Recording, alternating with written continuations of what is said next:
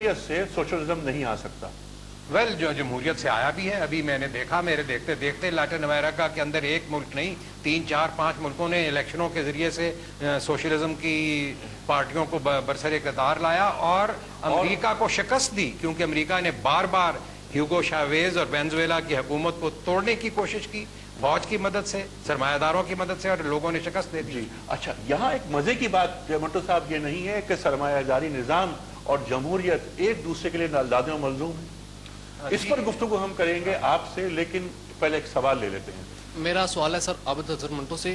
انہوں نے کہا کہ فیوڈل سٹرکچر کو توڑا جائے تو کچھ ٹھیک ہو سکتا ہے. سر اس کو کیسے توڑا جائے اور کون اس کے لیے آگے بڑھے گا اور کیسے ٹوٹے گا یہ نظام جو صدیوں سے چل رہا ہے؟ جی سر, اور اگر اس کو توڑا جائے تو کیسے توڑا جائے, کون سا پروسیجر ہونا چاہیے؟ منٹو صاحب, مجھ سے تو آپ نے سوال ایسا پوچھ لیا جس کام میں لگا ہوا ہوں 1948-49 سے, ٹھیک ہے نا. میں تو توڑنے کے کام پہ لگا ہوا ہوں, اور آئے روز حکومتیں یہ کہتی ہیں کہ یہ تو پاکستان توڑنے والے ہیں, کیونکہ سرمایہ داری کو توڑنا, جاگیرداری کو توڑنا تو پاکستان کو توڑنے کے برابر ہے. تو جب آپ لوگ سارے ہمارے ساتھ ملیں گے, اگر آپ یہ کنونس ہو جائیں کہ یہ جاگیرداری, فیوڈل, سرداری, سرمایہ داری طرز زندگی جو ہے وہ انسان کی زندگی نہیں ہے, بلکہ یہ تو ظالمانہ ایکسپلائٹیشن اور استحصال کی زندگی, اور اس کو ہٹانا ہے, تو تبھی تو یہ نظام بدلتے ہیں نا. نظام بدلنے کے لیے نہ تو کوئی تعویذ کارگر ہے, اور نہ ہی کوئی اوپر سے آ کے کوئی آدمی آپ کا نظام بدلنے والا ہے. آپ اور ہم اور وہ لوگ جو دراصل پستے ہیں اس سوسائٹی کے اندر, ان کی آرگنائزیشن اور ان کی موبلائزیشن جو ہے وہ اس چیز کو توڑے گی, اور ہم تو اس کام میں لگے ہیں. آپ آئیے, بسم اللہ. اچھا, لیکن یہاں مسئلہ یہ ہے کہ ان کے سوال ہی سے سوال جو پیدا ہوا ذہن میں میرے, وہ یہ کہ اگر یہ عوامی سطح پر یہ پیزنٹری جسے ہم کہتے ہیں وہ برجوا کے خلاف کام کرے تو شاید اس کا نتائج اس انداز میں جلد حاصل نہیں ہو سکتے جس انداز میں, یعنی انقلاب اگر اوپر سے آئے تو زیادہ بہتر ہے. اگر حکومت جس طرح ہندوستان میں ہوا اس قسم کا کوئی اعلان, کوئی آرڈیننس, کوئی حکم نافذ کر دے تو جو خواب آپ دیکھ رہے ہیں اس کی تعبیر تک جلدی پہنچ سکتے ہیں ہم. پہلا سوال تو یہ ہے کہ وہ حکومت کیسے بنائی جائے جو اس قسم کا قانون نافذ کرے گی. پھر الٹیمیٹلی آپ کو موبلائزیشن کی طرف جانا پڑے گا نا لوگوں کو, کیونکہ ایک ڈیموکریٹک اسٹیٹ جو ہے وہ تو اسی طرح سے بنے گی. یا تو آپ کہیں کہ بھئی کوئی ڈکٹیٹر آ جائے, مثلا ہمارے ملک میں پہلی لینڈ ریفارم جو ہے وہ ایوب خان نے کی جو ایک ڈکٹیٹر تھے, اور دوسری لینڈ ریفارم جو کی وہ بھٹو صاحب نے کی جب وہ خود مارشل لا ایڈمنسٹریٹر کا اور جاگیردار تھے.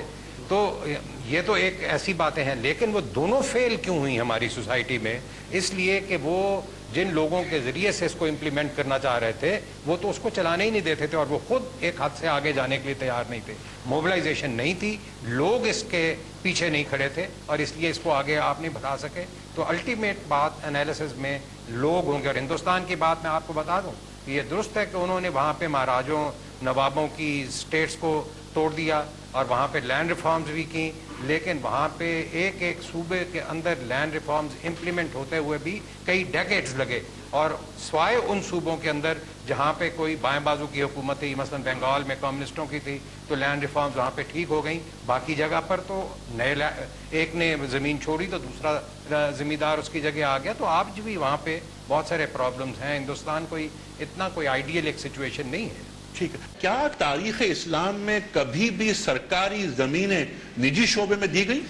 نہیں, میں تو بڑا حیران ہوں. میرا مطلب یہ ہے کہ 2006 میں اگر ہمارے اتنے معتبر لوگ جو بحث کر رہے ہیں وہ یہ سمجھتے ہیں کہ نظام جو ہے وہ فکسڈ چیزیں ہیں, تو میرے ہی سمجھ میں تو یہ بات نہیں آتی کہ بھئی معیشت جو ہے وہ فکسڈ ہے. وہ معیشت جو دار و مدار رکھتی تھی غلاموں پر اور زمین پر, اور وہ معیشت جو دار و مدار رکھتی ہے ہائی ٹیکنالوجی پر, وہ فکس ایک قانون کیسے بن سکتے ہیں؟ ایک طرح سے قانون ہو نہیں سکتے.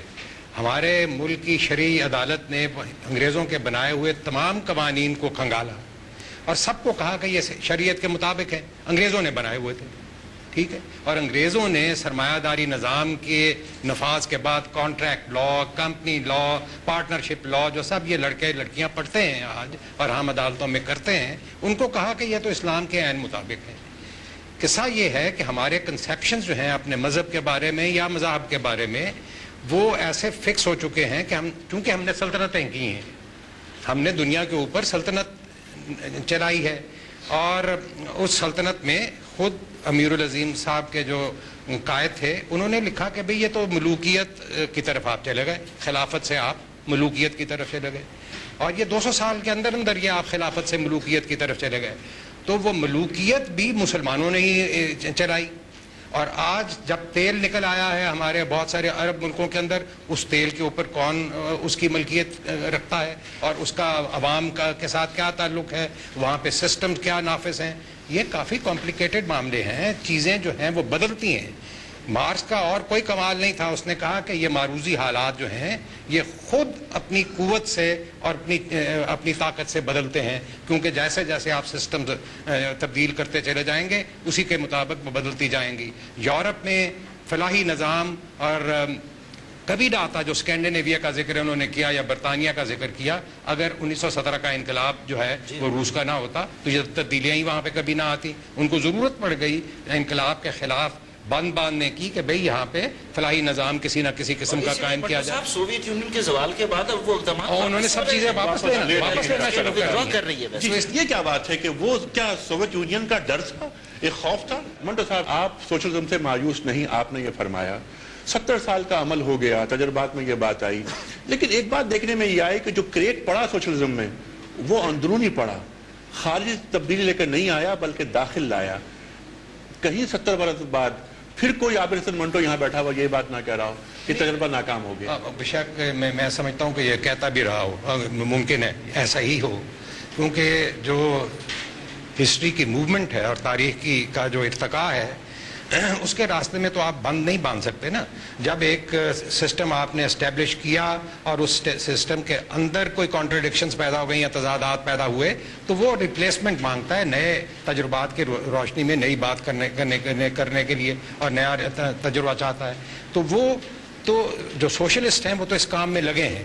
انہوں نے تو اس کام میں ان سوویت یونین کے گرنے کے بعد جو تجربے حاصل کیے اپنے نئے سٹرکچرز وہ اس کے مطابق بنانے کی کوشش کر رہے ہیں، نئی موومنٹس وہ اس کے مطابق بنانے کی کوشش کر رہے ہیں. تو اس لیے گزارش جو ہے وہ یہ ہے کہ مجھے اس میں کوئی پرواہ نہیں ہے کہ آج کا جو میں کنسیپشن دوبارہ پیش کروں گا وہ 100 سال کے بعد نہیں رہے گا، کیونکہ 100 سال ایک بہت بڑا عرصہ ہے.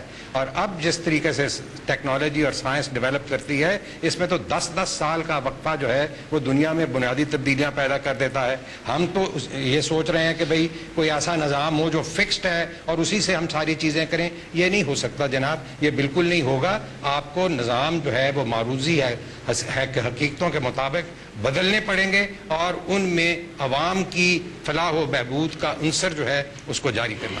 ٹھیک ہے. اچھا ایک بات میں ایک سوال یہ کرنا چاہتا ہوں کہ منٹو صاحب یہی فرما دیجیے، آپ کیونکہ بہت سینئر آدمی ہیں اور نعمت ہیں آج ہمارے لیے، آپ بار بار کہاں ملتے ہیں آپ، کہ ایک نظام برا ہوتا ہے یا وہ انسان برا ہوتا ہے جو نظام کو لے کے چلتا ہے؟ دونوں باتیں ہو جاتی ہیں.